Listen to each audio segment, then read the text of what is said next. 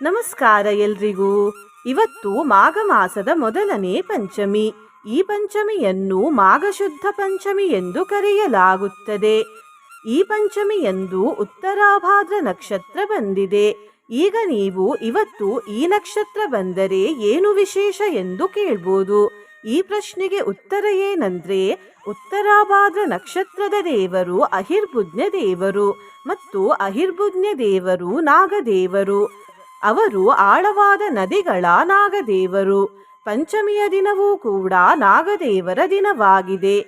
ಹಾಗಾಗಿ ಇವತ್ತು ನಾವು ಅಹಿರ್ಬುಜ್ಞ ನಾಗದೇವರ ಒಂದು ಶಕ್ತಿಶಾಲಿ ಮಂತ್ರವನ್ನು ಕೇಳುವ. ಈ ಮಂತ್ರವನ್ನು ಇವತ್ತು ಭಕ್ತಿಯಿಂದ ಬೆಳಿಗ್ಗೆ ಮತ್ತು ಸಂಜೆ ತಲಾ 108 ಬಾರಿ ಕೇಳಿದ್ರೆ ಮಾಡುವ ಕೆಲಸದಲ್ಲೆಲ್ಲ 3 ಪಟ್ಟು ಹೆಚ್ಚು ಧನಪ್ರಾಪ್ತಿಯಾಗುತ್ತದೆ. ನಾಗದೋಷಗಳ ದುಷ್ಪ್ರಭಾವ ಕಡಿಮೆಯಾಗುತ್ತದೆ. ಮಾನಸಿಕ ಚಿಂತೆ ದೂರವಾಗುತ್ತದೆ. ದೀರ್ಘಾಯುಷ್ಯ ಪ್ರಾಪ್ತಿಯಾಗುತ್ತದೆ.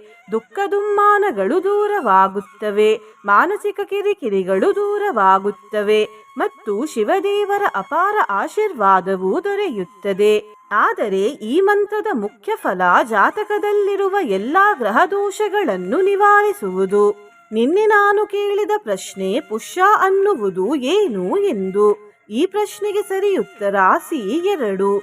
ಸರಿಯುತ್ತರ ಕೊಟ್ಟವರಲ್ಲಿ ಒಬ್ಬರ ಹೆಸರು ಲತಾ ಸಾಲಿಯಾನ್. ಲತಾ ಸಾಲಿಯಾನ್ ಅವರೇ ಭಕ್ತಿ ಮಾಡುವುದನ್ನು ಬಿಡ್ಬೇಡಿ ಅಂತ ಹೇಳ್ತಾ ಇವತ್ತಿನ ಪ್ರಶ್ನೆಯನ್ನು ನೋಡುವ. ಅಹಿರ್ಬುಜ್ಞ ನಾಗದೇವರು ಯಾರ ರೂಪ? ಎ. ರುದ್ರದೇವರ ರೂಪ. ಬಿ. ಬ್ರಹ್ಮದೇವರ ರೂಪ. ಸಿ. ಶ್ರೀ ವಿಷ್ಣುದೇವರ ರೂಪ. ಡಿ. ಶ್ರೀ ವರಾಹದೇವರ ರೂಪ. ಈ ಪ್ರಶ್ನೆಗೆ ಸರಿಯುತ್ತರ ಕೊಟ್ಟವರಲ್ಲಿ ಒಬ್ಬರ ಹೆಸರನ್ನು ನಾಳಿನ ವಿಡಿಯೋದಲ್ಲಿ ಹೇಳ್ತೇನೆ. ಬನ್ನಿ ಈಗ ಈ ಶಕ್ತಿಶಾಲಿ ಅಹಿರ್ಬುಜ್ಞ ಮಂತ್ರವನ್ನು 108 ಬಾರಿ ಭಕ್ತಿಯಿಂದ ಕೇಳುವ. ಅದಕ್ಕಿಂತ ಮುಂಚೆ ಓಂ ಶ್ರೀ ಅಹಿರ್ಬುಜ್ಞಾಯ ನಮಃ ಎಂದು ಕಮೆಂಟ್ ಮಾಡಿ. ಚಾನಲಿಗೆ ಹೊಸಬ್ರಾಗಿದ್ರೆ ಚಾನಲ್ ಅನ್ನು ಸಬ್ಸ್ಕ್ರೈಬ್ ಮಾಡಿ. ಹತ್ತಿರ ಇರುವ ಬೆಲ್ ಬಟನ್ ಪ್ರೆಸ್ ಮಾಡಿ. ಆಲ್ ಅನ್ನುವ ಆಪ್ಷನ್ ಅನ್ನು ಸಿಲೆಕ್ಟ್ ಮಾಡಿ. ಓಂ ಹ್ರಾಂ ಹ್ರೀಂ ಹುಂ ಸಮಸ್ತ ಗ್ರಹ ದೋಷ ವಿನಾಶಾಯ ಓಂ. ಓಂ ಅಹಿರ್ಬುಜ್ಞಾಯ ನಮಃ. ಓಂ ಹ್ರಾಂ ಹ್ರೀಂ ಹುಂ ಸಮಸ್ತ ಗ್ರಹ ದೋಷ ವಿನಾಶಾಯ ಓಂ. ಓಂ ಅಹಿರ್ಬುಜ್ಞಾಯ ನಮಃ. ಓಂ ಹ್ರಾಂ ಹ್ರೀಂ ಹುಂ ಸಮಸ್ತ ಗ್ರಹ ದೋಷ ವಿನಾಶಾಯ ಓಂ. ಓಂ ಅಹಿರ್ಬುಜ್ಞಾಯ ನಮಃ. ಓಂ ಹ್ರಾಂ ಹ್ರೀಂ ಹುಂ ಸಮಸ್ತ ಗ್ರಹ ದೋಷ ವಿನಾಶಾಯ ಓಂ. ಓಂ ಅಹಿರ್ಬುಜ್ಞಾಯ ನಮಃ. ಓಂ ಹ್ರಾಂ ಹ್ರೀಂ ಹುಂ ಸಮಸ್ತ ಗ್ರಹ ದೋಷ ವಿನಾಶಾಯ ಓಂ. ಓಂ ಅಹಿರ್ಬುಜ್ಞಾಯ ನಮಃ. ಓಂ ಹ್ರಾಂ ಹ್ರೀಂ ಹುಂ ಸಮಸ್ತ ಗ್ರಹ ದೋಷ ವಿನಾಶಾಯ ಓಂ. ಓಂ ಅಹಿರ್ಬುಜ್ಞಾಯ ನಮಃ. ಓಂ ಹ್ರಾಂ ಹ್ರೀಂ ಹುಂ ಸಮಸ್ತ ಗ್ರಹ ದೋಷ ವಿನಾಶಾಯ ಓಂ. ಓಂ ಅಹಿರ್ಬುಜ್ಞಾಯ ನಮಃ. ಓಂ ಹ್ರಾಂ ಹ್ರೀಂ ಹುಂ ಸಮಸ್ತ ಗ್ರಹ ದೋಷ ವಿನಾಶಾಯ ಓಂ. ಓಂ ಅಹಿರ್ಬುಜ್ಞಾಯ ನಮಃ. ಓಂ ಹ್ರಾಂ ಹ್ರೀಂ ಹುಂ ಸಮಸ್ತ ಗ್ರಹ ದೋಷ ವಿನಾಶಾಯ ಓಂ. ಓಂ ಅಹಿರ್ಬುಜ್ಞಾಯ ನಮಃ. ॐ ह्रां ह्रीं हुं समस्तग्रहदोषविनाशाय ॐ अहिर्बुद्ध्याय नमः।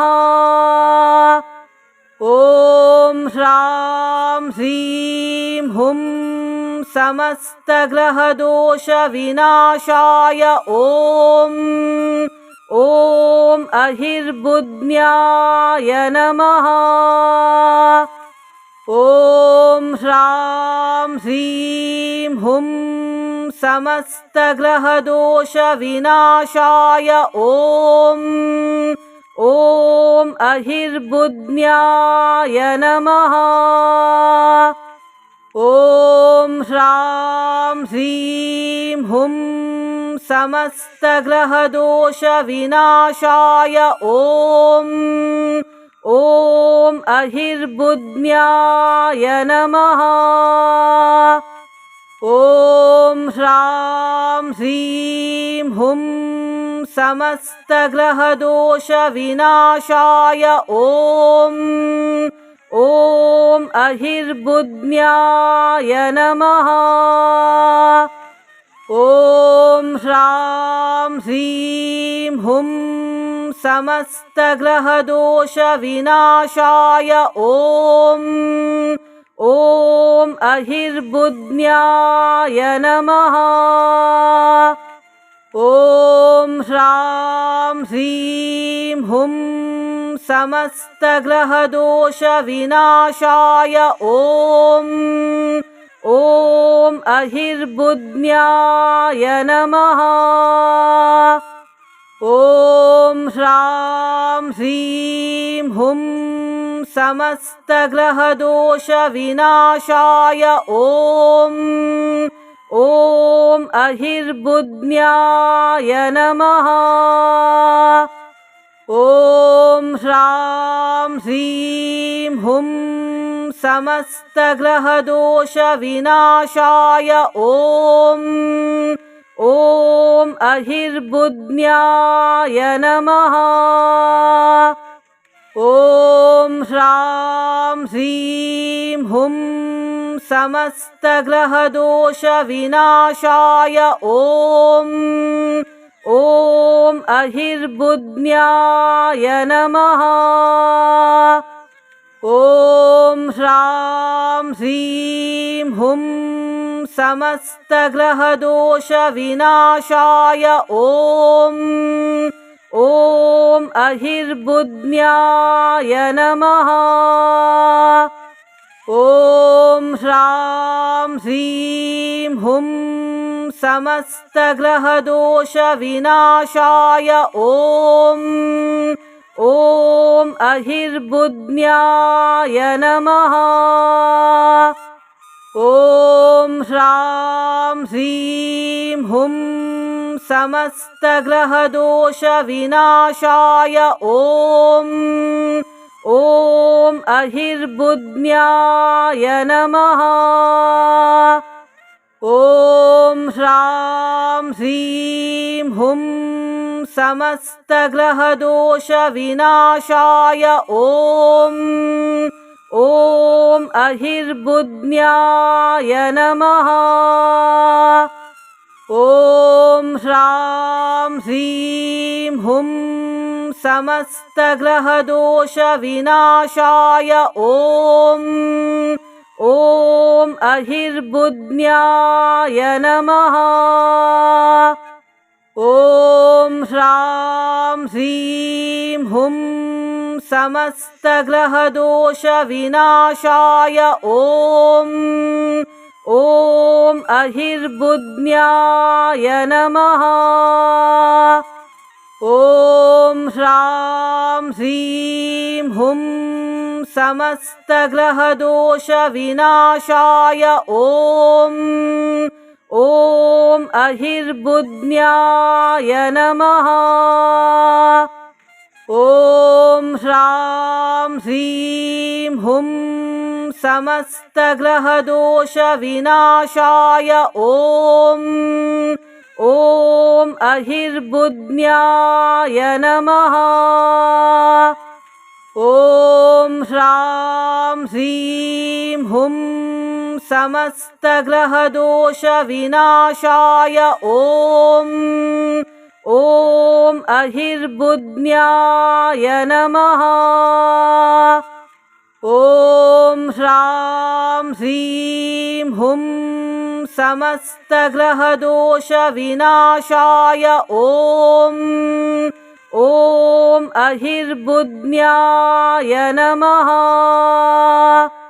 ॐ ह्रां ह्रीं हुं समस्तग्रहदोषविनाशाय ॐ अहिर्बुद्ध्याय नमः। ॐ ह्रां ह्रीं हुं समस्तग्रहदोषविनाशाय ॐ अहिर्बुद्ध्याय नमः। ॐ ह्रां ह्रीं हुं समस्तग्रहदोषविनाशाय ॐ अहिर्बुद्ध्याय नमः। ॐ ह्रां ह्रीं हुं समस्तग्रहदोषविनाशाय ॐ अहिर्बुद्ध्याय नमः। ॐ ह्रां ह्रीं हुं समस्तग्रहदोषविनाशाय ॐ अहिर्बुद्ध्याय नमः। ॐ ह्रां ह्रीं हुं समस्तग्रहदोषविनाशाय ॐ अहिर्बुद्ध्याय नमः। ॐ ह्रां ह्रीं हुं समस्तग्रहदोषविनाशाय ॐ अहिर्बुद्ध्याय नमः। ॐ ह्रां ह्रीं हुं समस्तग्रहदोषविनाशाय ॐ अहिर्बुद्ध्याय नमः। ॐ ह्रां ह्रीं हुं समस्तग्रहदोषविनाशाय ॐ अहिर्बुद्ध्याय नमः। ॐ ह्रां ह्रीं हुं समस्तग्रहदोषविनाशाय ॐ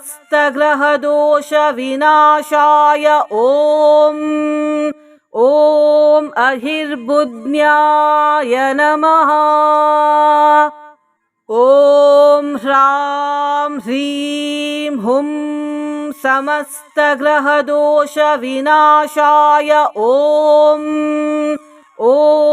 अहिर्बुद्ध्याय नमः। ॐ ह्रां ह्रीं हुं समस्तग्रहदोषविनाशाय ॐ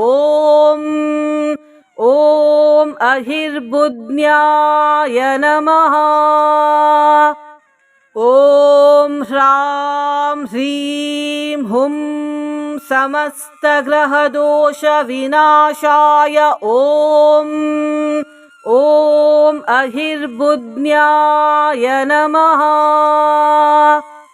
ॐ ह्रां ह्रीं हुं समस्तग्रहदोषविनाशाय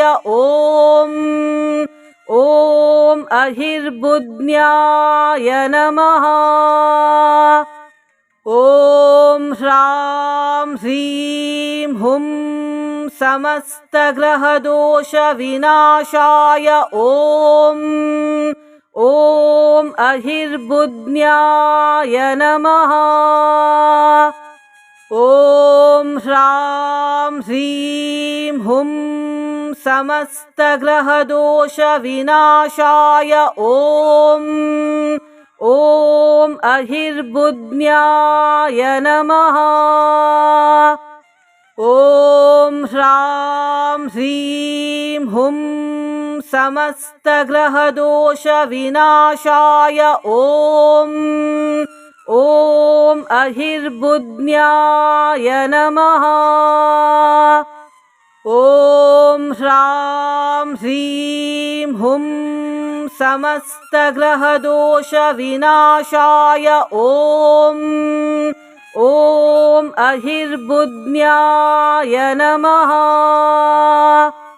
ॐ ह्रां ह्रीं हुं समस्तग्रहदोषविनाशाय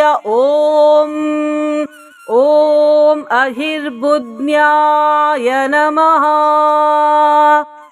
ॐ ह्रां ह्रीं हुं समस्तग्रहदोषविनाशाय ॐ अहिर्बुद्ध्याय नमः। ॐ ह्रां ह्रीं हुं समस्तग्रहदोषविनाशाय ॐ अहिर्बुद्ध्याय नमः। ॐ ह्रां ह्रीं हुं समस्तग्रहदोषविनाशाय ॐ अहिर्बुद्ध्याय नमः।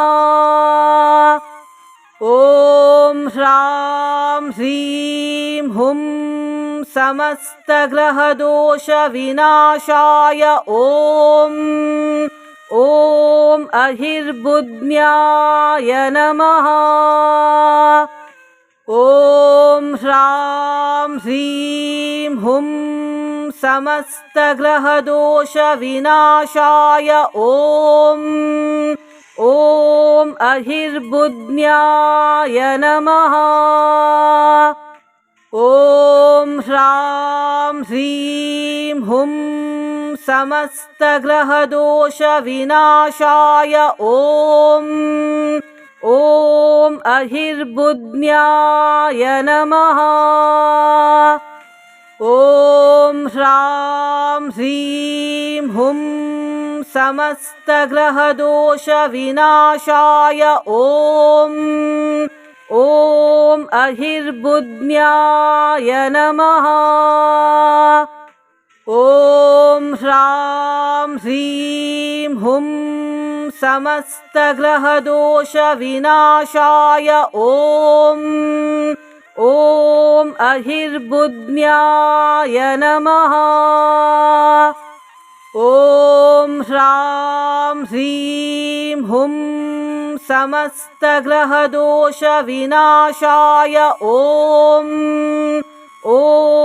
अहिर्बुद्ध्याय नमः।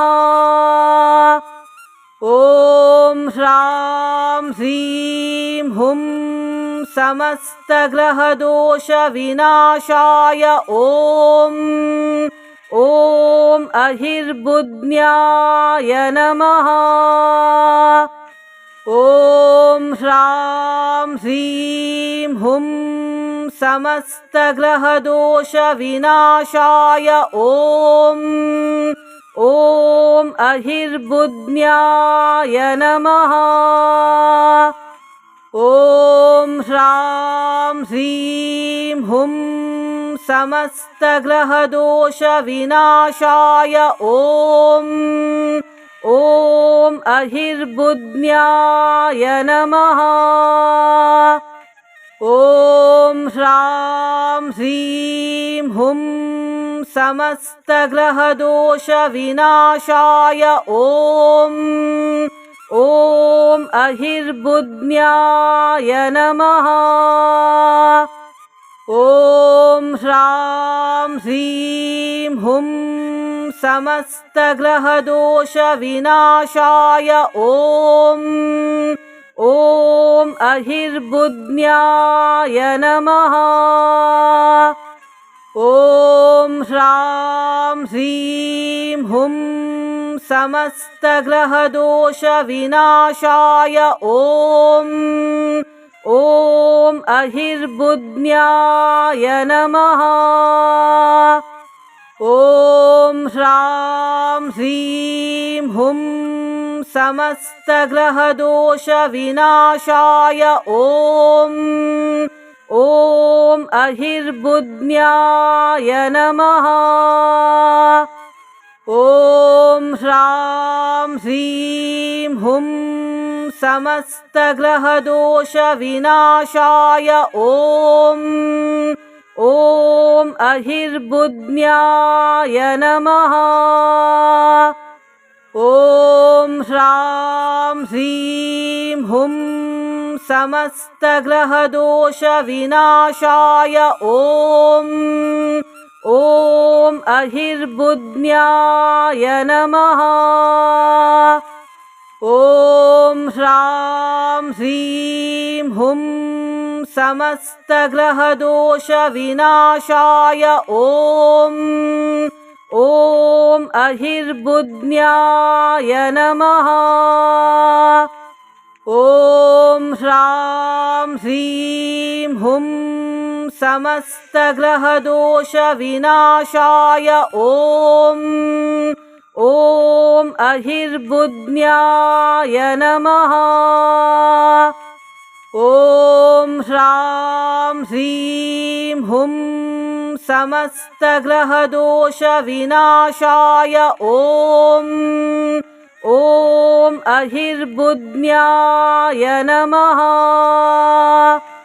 ॐ ह्रां ह्रीं हुं समस्तग्रहदोषविनाशाय ॐ अहिर्बुद्ध्याय नमः। ॐ ह्रां ह्रीं हुं समस्तग्रहदोषविनाशाय ॐ अहिर्बुद्ध्याय नमः।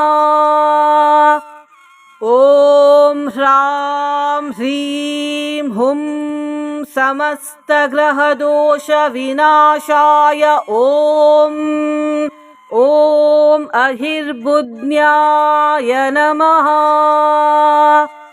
ॐ ह्रां ह्रीं हुं समस्तग्रहदोषविनाशाय ॐ अहिर्बुद्ध्याय नमः। ॐ ह्रां ह्रीं हुं समस्तग्रहदोषविनाशाय ॐ अहिर्बुद्ध्याय नमः। ॐ ह्रां ह्रीं हुं समस्तग्रहदोषविनाशाय ॐ अहिर्बुद्ध्याय नमः। ॐ ह्रां ह्रीं हुं समस्तग्रहदोषविनाशाय ॐ अहिर्बुद्ध्याय नमः। ॐ ह्रां ह्रीं हुं समस्तग्रहदोषविनाशाय ॐ अहिर्बुद्ध्याय नमः। ॐ ह्रां ह्रीं हुं समस्तग्रहदोषविनाशाय ॐ अहिर्बुद्ध्याय नमः। ॐ ह्रां ह्रीं हुं समस्तग्रहदोषविनाशाय ॐ अहिर्बुद्ध्याय नमः। ॐ ह्रां ह्रीं हुं समस्तग्रहदोषविनाशाय ॐ अहिर्बुद्ध्याय नमः। ॐ ह्रां ह्रीं हुं समस्तग्रहदोषविनाशाय ॐ अहिर्बुद्ध्याय नमः। ॐ ह्रां ह्रीं हुं समस्तग्रहदोषविनाशाय ॐ अहिर्बुद्ध्याय नमः। ॐ ह्रां ह्रीं हुं समस्तग्रहदोषविनाशाय ॐ अहिर्बुद्ध्याय नमः। ॐ ह्रां ह्रीं हुं समस्तग्रहदोषविनाशाय ॐ अहिर्बुद्ध्याय नमः। ॐ ह्रां ह्रीं हुं समस्तग्रहदोषविनाशाय ॐ अहिर्बुद्ध्याय नमः। ॐ ह्रां ह्रीं हुं समस्तग्रहदोषविनाशाय ॐ अहिर्बुद्ध्याय नमः। ॐ ह्रां ह्रीं हुं समस्तग्रहदोषविनाशाय ॐ